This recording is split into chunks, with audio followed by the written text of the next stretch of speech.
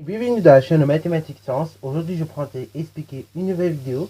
Cette vidéo tout simplement en physique chimie pour les secondes. Et dans cette vidéo de physique chimie pour les secondes, on va parler tout simplement des spectres d'émission de la lumière. Ok. Voilà. Alors bon, là voilà, on va parler d'une partie un petit peu moins calculatoire donc de ce chapitre. Voilà, les spectres d'émission. Donc là, c'est plus de la théorie qu'il faut bien comprendre et bien connaître également. Et que par moment, au contrôle, on peut vous faire gratter des points d'actif. Ok, voilà. Donc en général, voilà, c'est le truc où vous pourrez largement vous rattraper. C'est-à-dire que même si vous n'avez pas tout bien compris sur ce chapitre, l'espèce d'émission, vous allez voir, c'est pas compliqué à comprendre. Alors du coup, il faut savoir que, en fait, toute lumière que vous voyez, ok, voilà, ou pas d'ailleurs, et on peut la décomposer avec notamment un prisme, ok. Elle peut être décomposée avec d'un prisme ou tout simplement d'un réseau, ok, voilà. Et ainsi, donc, on va obtenir ce qu'on appelle l'image de la lumière, entre guillemets, qu'on appelle autrement dit le spectre. Alors, vous en avez déjà peut-être entendu parler dans les films de sorciers ou autres.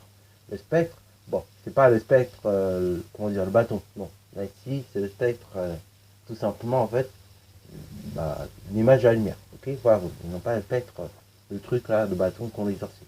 Ok, voilà, dans les films. Et donc, un spectre, voilà à quoi ça ressemble, grosso modo, c'est comme une bande, si vous voulez, une bande avec pas mal de couleurs qui peuvent ou pas se suivre. Ok, et d'ailleurs, une bande dans laquelle il peut y avoir une seule, voire plusieurs couleurs. On va voir.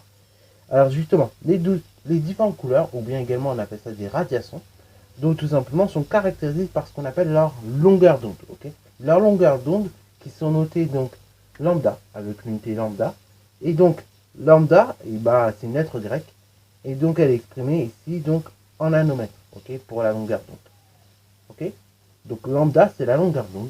Et donc c'est tout simplement la longueur d'onde de la radiation, donc d'une couleur de la lumière, et donc elle est exprimée en nanomètres.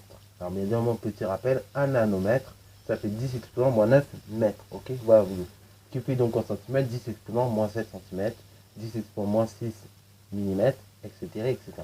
10 exponent moins 3 micromètres, et plein de choses comme ça. On pourra faire pas mal de conversions. Alors, du coup, pour les spectres d'émission, vous avez plusieurs types de spectres. Okay, vous allez avoir notamment les spectres émis par des corps chauds qui va être diffus et continu. Ok, voilà, qui va être continu et qui va être d'autant plus étendu vers les violets, donc pour des courtes longueurs d'onde, que sa température va être élevée. Alors, waouh, vous dites là, c'est compliqué ce que je raconte. Grosso modo, ça veut dire quoi? Ça veut dire que quand vous avez un corps chaud, en fait, au niveau de sa longueur d'onde, il va avoir des longueurs d'onde qui va être très très faible, ok, voilà, très peu élevé, ok, voilà. Pourquoi? Parce que le corps est chaud, et donc comme le corps est chaud, en fait, les couleurs qui vont être produites vont être plus étendues vers le violet, ok. Et au niveau de la couleur, plus on est étendu vers le violet, et moins la longueur d'onde donc est tout simplement élevée, ok, voilà. En fait, si vous voulez, il y a une relation de proportionnalité inverse entre la longueur d'onde et la température. Faites bien attention, ça c'est deux choses que vous confondez assez souvent, mais moi-même, au début je confondais, mais faites bien gaffe là-dessus. Il ne faut pas confondre longueur d'onde et température. C'est pas parce que la température d'un corps est chaud que au niveau de la couleur, il va produire une couleur dont la longueur d'onde sera élevée. Non, faites bien attention. Au contraire, c'est l'inverse. C'est-à-dire que plus la couleur est chaude, ok, en termes de température, et plus la longueur d'onde va être tout simplement moins forte, ok, voilà.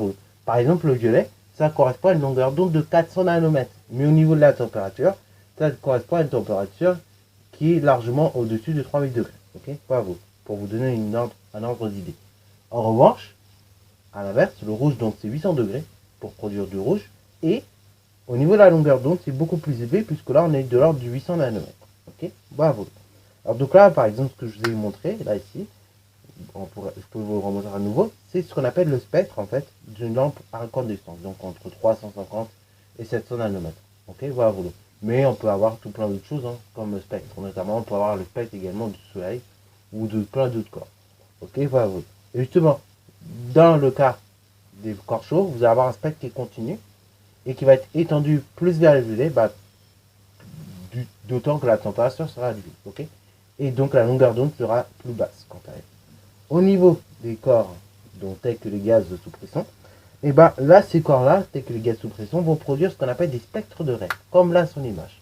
Les spectres de Rayet, bah, c'est des spectres dans lesquels vous allez avoir tout simplement une bande, hein, et vous allez avoir à chaque fois plusieurs petites bandes de couleurs. Ok, voilà, vous allez avoir donc la grosse bande du spectre, et vous allez avoir à chaque fois des petites couleurs. Ok, voilà, des petits traits de couleurs.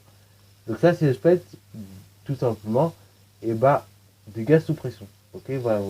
Et pareil, et bah, ce spectre-là, il va être caractéristique du gaz. Donc, à partir d'un spectre également, et bah, on peut retrouver tout simplement le gaz. Ok, voilà. On peut retrouver la nature d'un gaz juste à partir du spectre. Alors, par exemple, là, le spectre que je vous ai montré tout à l'heure, bah, c'est tout simplement le spectre du gaz de mercure. Ok, voilà. Mais on peut en avoir encore tout plein d'autres. Donc là, si j'en trouve, pareil, je vous montrerai à l'image. Ok.